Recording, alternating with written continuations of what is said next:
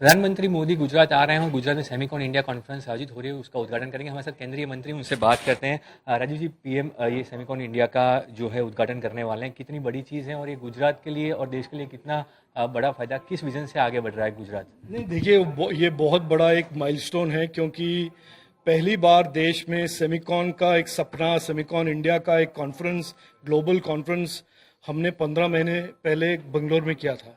और इसका मूल कारण ये था कि प्रधानमंत्री मोदी जी ने दिसंबर 2021 में उन्होंने एक तरह से एक विजन देश के सामने प्रस्तुत किया कि हमें देश को आगे बढ़ाना है सेमीकंडक्टर की दुनिया में। इस 15 महीने में जो भारत ने और गुजरात ने करके दिखाया है दुनिया को कि हम इतने तेजी के रफ्तार से इस सेमीकंडक्टर दुनिया को हमने एक्सपैंड किया है और बनाया है, और जो इंग्लिश का फ्रेज है कैटलाइज किया है सेमीकंडक्टर इकोसिस्टम को, उससे पहले के 70 साल में हमको देखने को नहीं मिला है।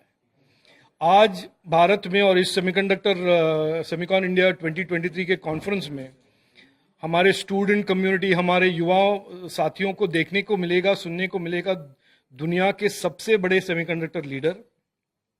और देश ने जो 15 महीने में, और गुजरात भी उसके साथ कितने 15 महीने में आगे बढ़ा है डिज़ाइन के दुनिया में, रिसर्च के दुनिया में, टैलेंट क्रिएशन के दुनिया में, और जो पैकेजिंग और मैन्युफैक्चरिंग के फैक्ट्रीज और फैब्स की दुनिया में। तो ये 15 महीने में इस रफ्तार से हमने आगे इस कैटलाइज किया है सेमीकंडक्टर इकोसिस्टम को, उसका एक तरह से एक्सपीरियंस इस सेमिकॉन इंडिया कॉन्फ्रेंस में युवाओं को, स्पेशली स्टूडेंट्स को और एकेडमिक्स को देखने को मिलेगा। सर, पीएम का विजन है सेमीकंडक्टर हब बनाना है देश को, तो क्या लक्ष्य लेके चल रही है सरकार? कितने साल में ये सपना पूरा होगा? क्योंकि पीएम जब गुजरात में था तो गुजरात को ऑटोमोबाइल हब बनाने का सपना देखा था, वो साकार हुआ।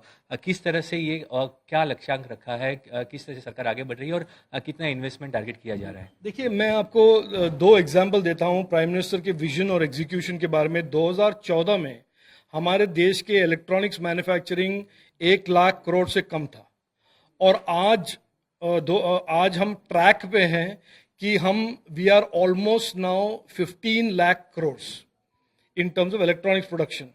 2014 में हमारा इलेक्ट्रॉनिक्स का एक्सपोर्ट था 0। पिछले साल ही हमने 1 लाख करोड़ के एप्पल फोन्स और सैमसंग फोन्स भारत में बनाकर एक्सपोर्ट किए हैं। तो इस 9 साल में, इस 8 साल में इलेक्ट्रॉनिक्स का हमारा जो नैरेटिव था, देश का जो प्रेजेंस था, हम बहुत आगे बढ़ चुके हैं।